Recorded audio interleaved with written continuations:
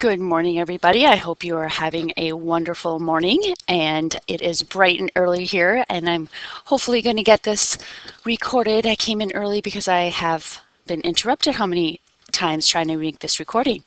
So, Dalton's law of partial pressure, you guys have heard about this from General Chem, and just a little reminder that is saying that we can have our total pressure by adding up the individual pressures of each gas. And you guys have that going around you right now. You have oxygen gas, water vapor, nitrogen gas. They all are moving very quickly, and they are collisions happening and creating that pressure, and they each maintain their own pressure. Add that up and we get our total atmospheric pressure.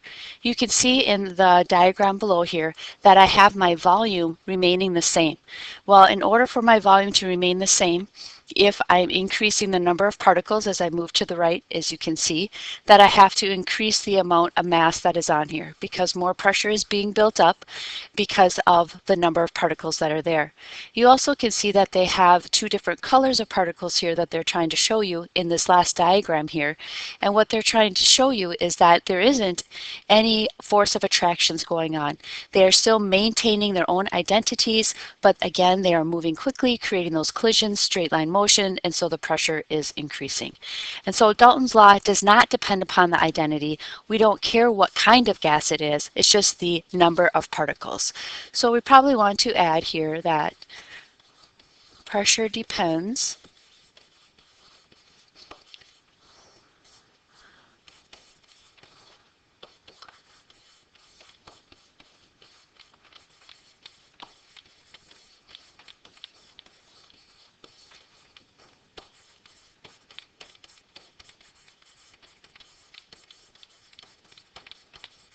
So pressure depends upon the number of moles of gas, not the identity. And this Dalton's law is going to be an underlying factor when we are calculating pressure of different systems. So we're going to go on to something called mole fraction. Mole fraction is the ratio of the number of moles to the total number of moles in a mixture. And mole fraction is shown by the Greek letter chi. And so you can see that here. This is just the sometimes you'll see a little more of a script, or sometimes you'll see a large X like this, and it's equal to the total of moles in the equation given by what you are trying to identify. So pressure is directly related to the number of moles, then we can use Dalton's law. Now down here, I don't really this form of the equation works, but I do want to show you a little substitution so you can see where it's coming from. So chi is equal to whatever mole you are looking for, moles of what type of gas, over the total. We show that up there above. Well, we know that PV equals nRT, so if we rearrange PV equals nRT, you should see that you have pressure 1 times volume 1 over R, the gas law constant, over the temperature in Kelvin. Well, if, again, we're looking for an individual gas, it would be over the total of the pressure of that gas plus whatever other gases are involved in our system. So you can see that I'm just rearranging PV equals nRT, and if I take a look and I want to combine Dalton's law with pressure and the number of moles, I can see that this volume constant and temperature is all going to drop out of my equation.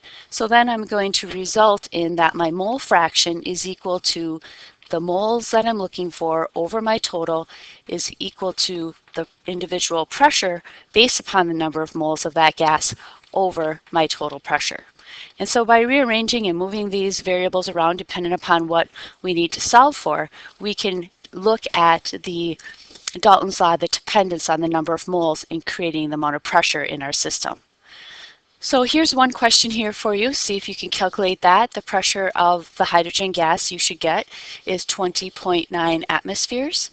And the pressure of the, what's the other one, chlorine gas is 31.2 atmospheres.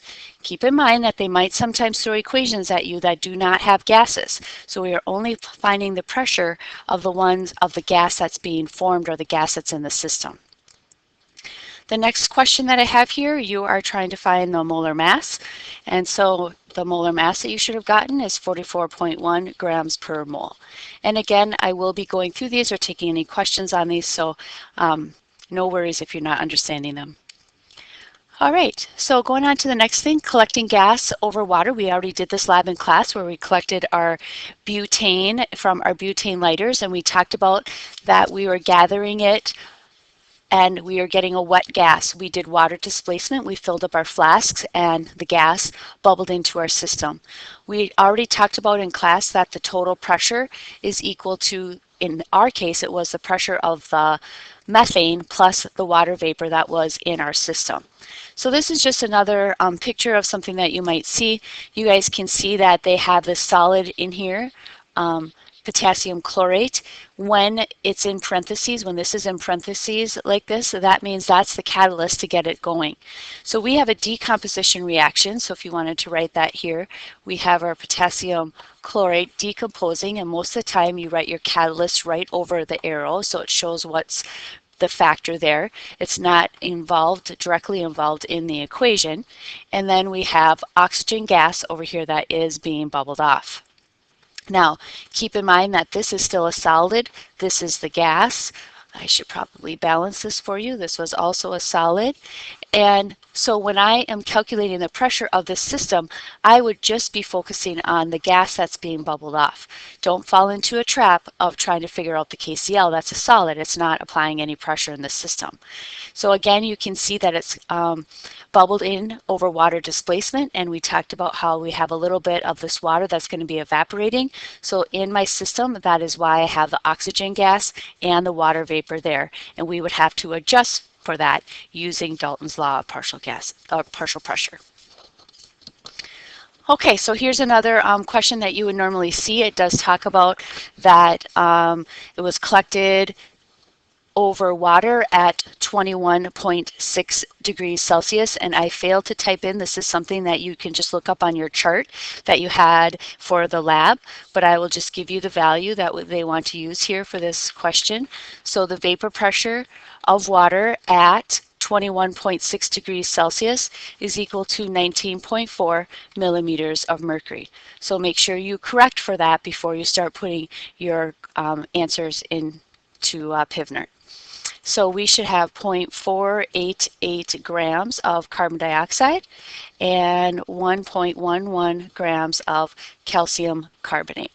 And this is one I will definitely be going over in class. Okay, now we're going to switch gears. Oh, here we go. I'm going to switch gears here. We're going to talk a little bit about the individual gas molecules now, or the molecules that are there. So this is called a Maxwell-Boltzmann distribution. So let's write that down here.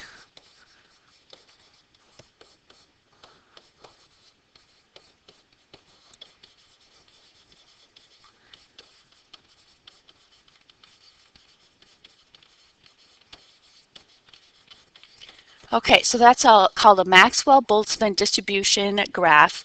And what this does is it applies the kinetic molecular theory, which we already talked about in an earlier podcast, so KMT for kinetic molecular theory, and it applies this to define the speed of gases.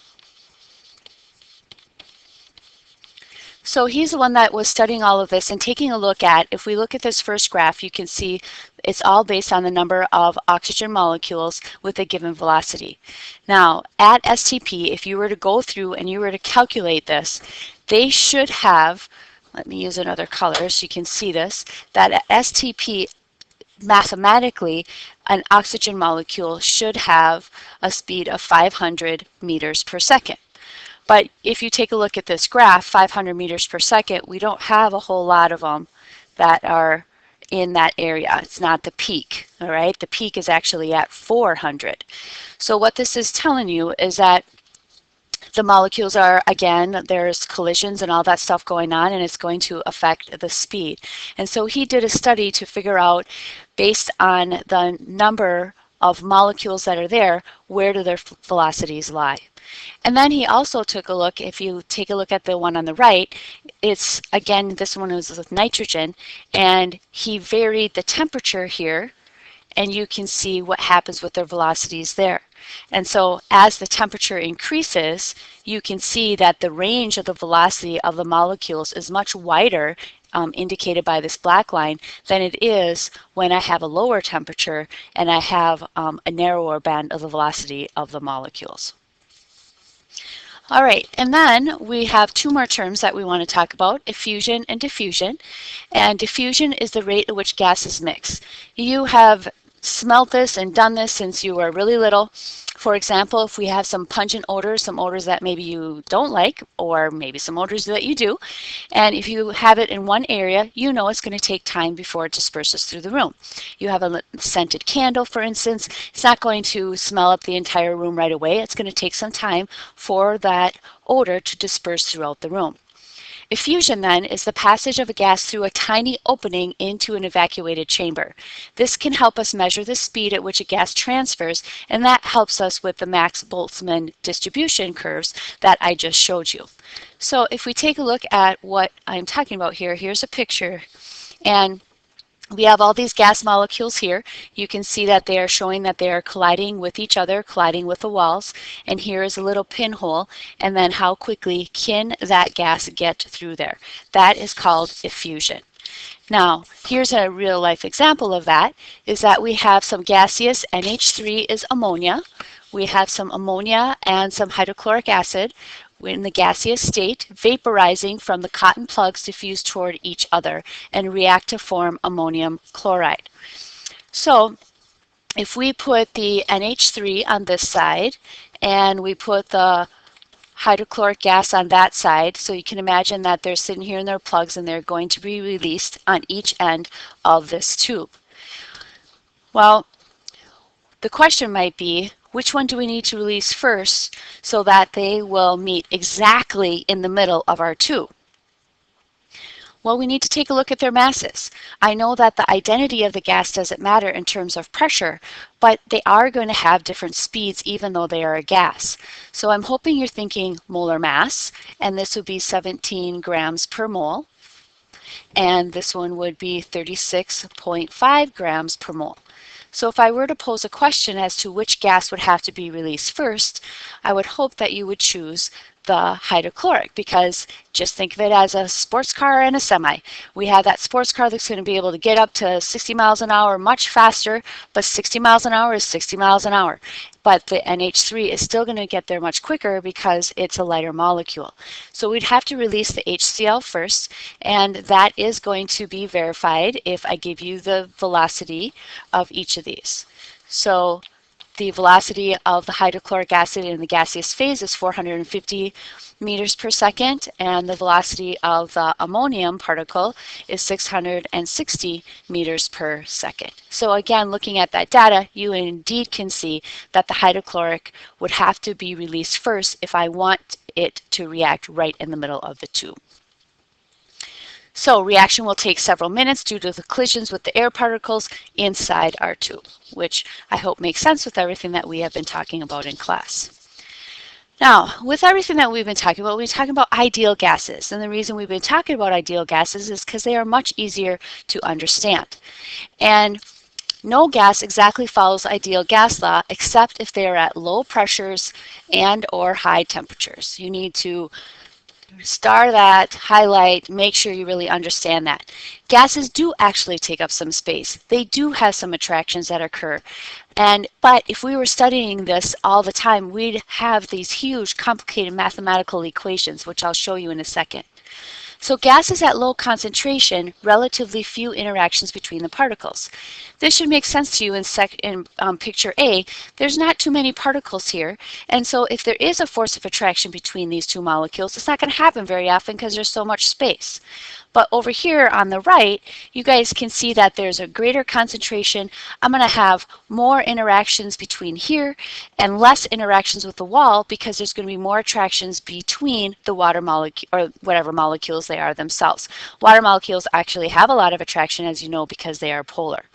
So the less attraction between the water molecules, so something that's maybe nonpolar, then there would be more force on the wall. But the more polar it is, the less force is going to be on the wall because there's going to be so attracted to themselves. Well, if we had to take all of that into consideration that I was just saying, we have van der Waals equation, and he was the first person to work in this area. He was a physics professor that won the Nobel Prize in 1910, and he came up with this equation right here. Oh, look at that. If we did not use PV equals nRT, which is right here, you can see pressure, number of moles, RT, and volume, we would have to do the rest of this every single time we talked about any type of gas, because this is the correction factor that he figured out. Based on the interactions between the particles themselves and the walls and the container, is very complicated. So down here at the bottom, we are going to stick with ideal gases. We'll try to understand the fundamentals of gas behavior here. Much simpler. We don't need to be taking a look and calculating that for every single situation that we'll be looking at. All right, that is the chapter, you guys. I'm sorry this podcast ended up being a little bit longer than the other two. We will do some more practice problems in class. I hope you guys have a wonderful day. Keep being you.